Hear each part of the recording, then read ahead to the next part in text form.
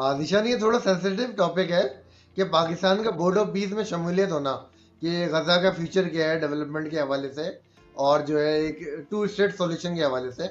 तो यहाँ जो है वो उसको बड़ा पॉजिटिवली उस तरीके से नहीं लिया गया। तो इस पे आप कुछ बताएंगे? अच्छा, गज़ा का टॉपिक जो है वो मेरे लिए भी उसके ऊपर लिखना, मैंने अपनी बुक में उस चैप्टर को स्टार्ट करने के बाद ये लिखा है इस गज़ा के टॉपिक के ऊपर कि it was also sensitive topic for me. और मैंने उस पर यही लिखा है कि गज़ा के जो लोग हैं उन्हें डिसाइड करना होगा कि इतने सालों से, डेकेड से किसने कुर्बानियाँ दी हैं, किसके जो है ना स्कूल ख़राब हुए हैं, किसके बच्चे इंजर्ड हुए हैं, किसने ज़्यादा लॉस किया है। क्या सिंपैथी देते रहना दूसरी कंट्रीज़ का, इंक्लूडिंग ये ब्रदर कंट्रीज़ और मुस्लिम कंट्रीज़, क्या इनसे आपको कुछ मिला है? क्या आपके पास कोई और चॉइस है? क्या आप को अगर चॉइस मिलती है इमिग्रेशन की, क्या वो सेलेक्ट करनी चाहिए आपको? और मैं समझता हूँ माइग्रेट होना एक जगह से दूसरी जगह पर जाकर, जो कि हम अपनी हिस्ट्री में भी देखें, रिलीजन में भी देखते हैं कि काफ़ी सारे प्रॉफिट्स हैं, जब हालात ऐसे हुए, उनको ज़रूरत पड़ी तो उन्होंने एक सेलेक्ट किया बेटर उन अपने मुस्तकबिल के लिए और अपने लिए बेहतर लिए, फैमिली के लिए और अपनी कौम के लिए, लोगों के लिए, सबके लिए उन्होंने बेहतर ही जो चीज़ समझी। ऑफ कोर्स ठीक है, उनका एक अल्लाह ताला से कनेक्शन होता है, लेकिन हमने सीख सकते हैं हम कि हालात के हिसाब से आप एक जगह से दूसरी जगह आप जा सकते हो। माइग्रेशन जो है ना वो आपकी हो सकती है और आप उस ऑप्शन को देख सकते हो। तो मैंने इस पे ये लिखा कि एक गाज़ा के जो लोग हैं, लेकिन चॉइस उनकी होनी चाहिए। और ख़ाली सिंपैथी देते रहना और ये रेजोल्यूशन लाते रहना, कई देखें कुछ टाइम होता है कुर्बानियाँ देने का, उनकी कई कई बरस गुजर चुके हैं, उनके डेकेड गुजर चुके हैं उनके। और मुझे तो लगता है कि इसराइल के भी जो लोग हैं वो भी काफ़ी परेशान हैं, वो भी थक गए हैं, क्योंकि उन्हें भी इस चीज़ का बड़ा एक नुकसान हुआ है। नहीं, तो माइग्रेशन से मुझे क्या मुराद है? उनकी तो अपनी खुद की जगह है ना, वो अपनी जगह अच्छा क्यों छोड़े? देखिए, हाँ देखिए, मैं इस तरह इसलिए मैं कहता हूँ कि काफ़ी आप माइग्रेशन का मैं कहता हूँ कि ऑफ कोर्स आपको तकलीफ़ तो होती है, लेकिन सब, मैं ये नहीं कह रहा है वॉलंटरली सब चले जाएं, लेकिन जिसे लगता है, जिसका दिल मुतमईन है तो बुरा है वहाँ पे, लेकिन जिसका दिल लगता है कि नहीं यार हम इस तरह सेक्रीफाइस करते हैं, अपनी फैमिलीज हमारी चली गई हैं, बच्चे इंजर्ड हो रहे हैं।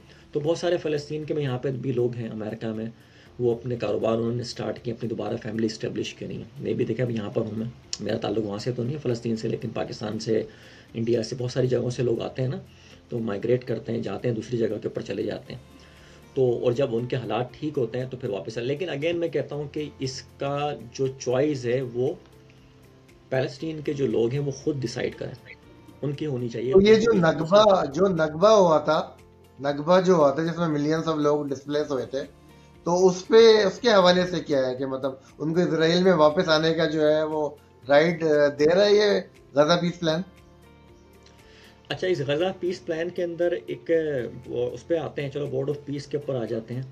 बोर्ड ऑफ पीस से पहले देखें, एक इम्पॉर्टेंट चीज़ हुई है, वो है आईएसएफ, इंटरनेशनल स्टेबलाइजेशन फोर्स है, और उसके ऊपर भी कौन सी कंट्रीज ज्वाइन करेंगी उस पर भी। अब वैसे अब खैर हम ये टॉपिक पे बात कर रहे हैं, अब मुझे लगता है इन बातों का ना कोई इतना मकसद शायद रहेगा नहीं, अगर ये जंग ख़त्म नहीं हुई पाके ईरान के साथ, तो ये सारे जो मेंबर्स है बोर्ड ऑफ पीस में आईएसएफ के अंदर, ये विड्रॉ कर लेंगे और अच्छा। ये सब चीज़ें ख़राब हो जाएंगी। इवन इसलिए अभी मैंने कहा, इंडोनेशिया ने भी ऐसी इंटेंशन जाहिर की है हाँ तो इसलिए अभी। ना, अगर ना प्रेसिडेंट ट्रम्प ने अगर इन चीज़ों को एंड नहीं किया, तो उसका मैंने कहा ना, उनको बहुत बहुत बड़ा प्राइस पे कर रहे हैं वो।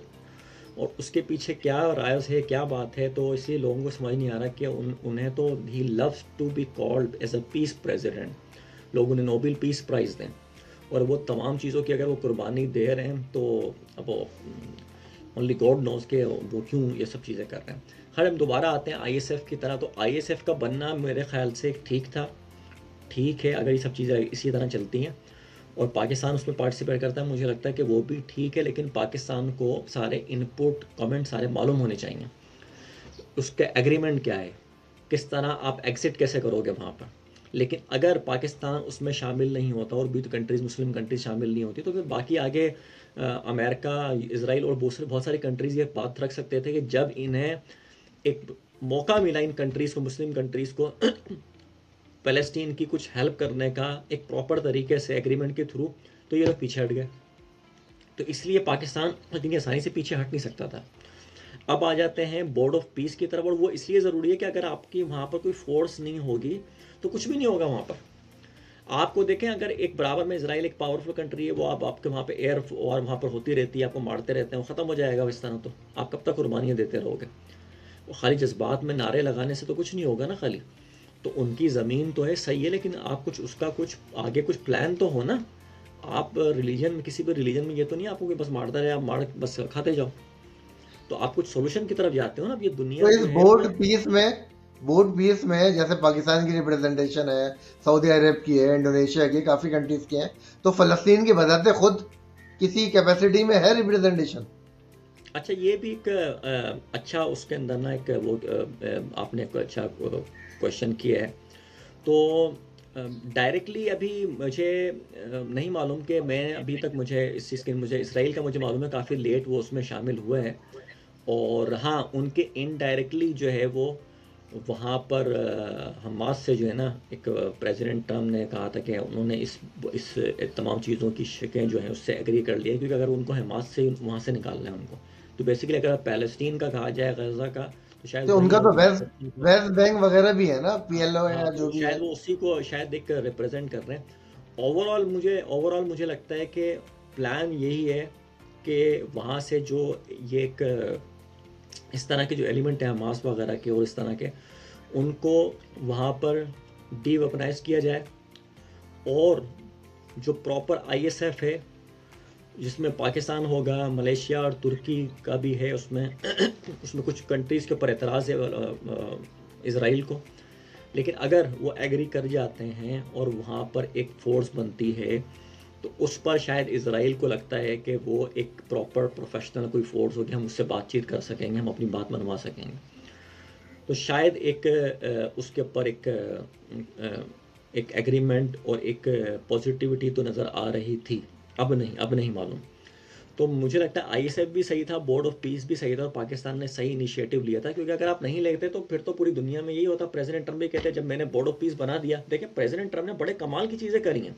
आईएसएफ बनाया उन्होंने, बोर्ड ऑफ पीस बनाया उन्होंने। आई डोंट नो इनको कि वो किस तरह ना ये एक वॉर के अंदर ले जाके उन्होंने अपना सारा जो कहते हैं ना किए कया, जो भी उन्होंने काम किए थे उस पर पानी फेर दिया। तो ये अब ये 180 डिग्रीज जो है, हो ये जाएगा। 180 डिग्रीज किस वजह से चेंज हाँ, ये आया है, वन कुछ इसमें ये कुछ? वन वन ये 180 डिग्री का आया, तो इसलिए अब ये नहीं मालूम कि नेतन्याहू के पास कौन सा जो है ना बटन है। अगेन, उसको भी कोई फ़ायदा नहीं है इस चीज़ का। अगर आप देखो तो ये सारी उसके पास भी कुछ ना कुछ तो कैलकुलेशन होगी। उन्होंने देखा था कि इतनी मिसाइल्स हैं उनके पास, ईरान के पास, वो मारेंगे और कितना सरवाइव करेंगे। तो इसराइल एक छोटी सी कंट्री है वो कितना सरवाइव करेगी। तो अब खैर हम दोबारा होते हैं, आईएसएफ का भी सही था, बोर्ड ऑफ पीस भी ठीक था। अगर ये वॉर स्टार्ट नहीं होती तो ये मुझे लगता है दोनों स्टेप सही थे, लेकिन हाँ, इस पर एक देख कर सोच समझ के एक कदम रखना चाहिए था, पाकिस्तान को भी और दूसरी कंट्रीज़ को भी। और फिर वो कैसे एग्जिट करेंगे, लेकिन इसमें ये नहीं कर सकती थी मुस्लिम कंट्रीज, यार हम पार्टिसिपेट नहीं कर रहे। और पाकिस्तान के पास तो पैसे, मुझे नहीं मालूम पाकिस्तान के पास पैसे नहीं, $1 बिलियन की मेंबरशिप है। प्रेसिडेंट ट्रम्प ने भी कमाल किया है। अगर जी जी, आपको बोर्ड ऑफ पीस में आना है, एक तो आप बोर्ड ऑफ पीस में आओ, ऊपर से $1 बिलियन, तो कमेंट मुझे भी लगता है करो, कमेंट भी करो। मुझे लगता है पैसों का मसला नहीं था पैसे मुझे लगता है ब्रदर कंट्रीज जो पाकिस्तान और ये फ़लस्तीन की हैं, वो खलीजी ममालिक जो हैं, सारे गल्फ़ की कंट्रीज़ हैं, वो बहुत कुछ कर सकती हैं। तो आई थिंक अगर वो गल्फ़ का शायद कंट्रीज ने, उन्होंने भी शायद ये सोचा था कि सॉरी, कि अगर पैलेस्टीन डेवलप्ड हो जाता है और ये गाज़ा का ये मामला हल हो जाता है, तो वो भी शायद एक थक गए थे, क्योंकि उन्हें भी बैकफायर उनको मिलता है। और इसराइल भी शायद ये चाहता है कि वहाँ के जो लोग हैं, देखें इसराइल में जो लोग हैं वो भी तो आम लोग ही हैं, खाना खा रहे हैं, बच्चों को स्कूल लेके जा रहे हैं, वो भी इस वक्त परेशान है वो। अब वो कब तक, आप अगर आप रियलिटी के हिसाब से देखें तो कब तक आप बंकर में रहोगे। अभी मैं तुम्हें बोल दूँ, हर 2 घंटे बाद तो बंकर में जा रहे हो, बेसमेंट के अंदर जा रहे हो, फिर निकल रहे हो, वो ठंडी होती है वहाँ पे, वो कोई आपको इस तरह घर की तरह सिस्टम थोड़ी होता है वहाँ पर। और कुछ बम्स होते हैं इसराइल और कुछ मिसाइल्स होते हैं तो वहाँ पर भी चले जाते हैं। तो ऐसा नहीं है कि वो लोग जो है ना, इसराइल के जो लोग हैं वो बड़े आराम से वहाँ पे वो भी परेशान बैठे हैं, और वो हाँ, मुझे इवन लगता वहाँ है 20% तो ईरान अरब से ज़्यादा पॉपुलेशन परेशान। है। 20% तो अरब पॉपुलेशन है इसराइल में। मुझे लगता है कि वो तो ज़्यादा परेशान होंगे ईरान से। ईरान तो ये जंगे वंगे वंगे जो है ना वो देखता रहा है, वो तो पहली दफ़ा इसराइल सारी चीज़ों का एक्सपीरियंस कर रहा था। तो बोर्ड ऑफ पीस और आईएसएफ उस वक्त तक ठीक थे जब तक ये जंग नहीं स्टार्ट हुई थी। अब इन बोर्ड ऑफ पीस का, आईएसएफ का ये क्या होगा, तो अब ये एक ओनली गॉड नोस, लेकिन ये बहुत सर्वाइव होते हुए मुझे मुश्किल लग रहा है। तो इसलिए मैं कहता हूँ कि मैं अगेन कहता हूँ कि देखें, सेक्रीफाइस कौन करता है, गाज़ा के लोग करते हैं। इसलिए मैं कहता हूँ कि वो अपने बच्चों का अपना देखें, और मैंने किताब में भी यही लिखा है कि वो किसी को फोर्स नहीं करना चाहिए, लेकिन उन्हें मैं तो डायरेक्टली उनसे बात कर रहा हूँ कि आपको ये यूरोपियन कंट्रीज़ भी हैं, ब्रदर कंट्रीज़ भी, किसने आपको क्या कुछ किया है आपके लिए? तो आप सेक्रीफाइस कर रहे हो, आप मुश्किल उसमें हालात में रह रहे हो। तो मुझे लगता है कभी कभी आपको अल्लाह ताला के ऊपर ना अपना केस रख देना चाहिए, और आपको अपने बच्चों के, अपनी फैमिली के लिए देखना चाहिए, और जो रास्ता निकले जहाँ पे आपकी फैमिली, आपके बच्चे सरवाइव कर सकें, उस रास्ते को आप अपना लो। और लेकिन वो फैसला जो है वो फ़लस्तीन के, गाज़ा के जो लोग हैं वो लोग करें, कोई उन्हें नहीं, दूसरों देखें, को। जब तक वो उनकी शमूलियत नहीं होगी और हाँ। उनके राइट ऑफ रिटर्न नहीं होगी जहां जहां से वो डिस्प्लेस हुए हैं, हम्म, तो उस वक्त तक तो जो है उनके पास चॉइस नहीं होगी ना। हम्म। अगर हाँ, एक तरफ से अगर मैंने कहा ना, एक अगेन तरफ से अगेन उन पे जंग मुसल्लत अगर मिसाल के तौर पे हो जाती है, नहीं, मैं दूसरी अगेन तरफ मैं से कहता हूँ उनको कि राइट ऑफ रिटर्न नहीं दिया जाता उस पीस प्लान में, और उनकी रिप्रेजेंटेशन भी अगर नहीं होती, तो ये फिर तो फेयर चांस नहीं हुआ ना। नहीं, रिप्रेजेंटेशन तो मैंने कहा ना, वो इनडायरेक्टली इस तरह वो बात कर रहे हैं, और जो बात पता भी चली थी वो भी प्रेसिडेंट ट्रम्प, अभी इस जंग से पहले की बात कर रहा हूँ।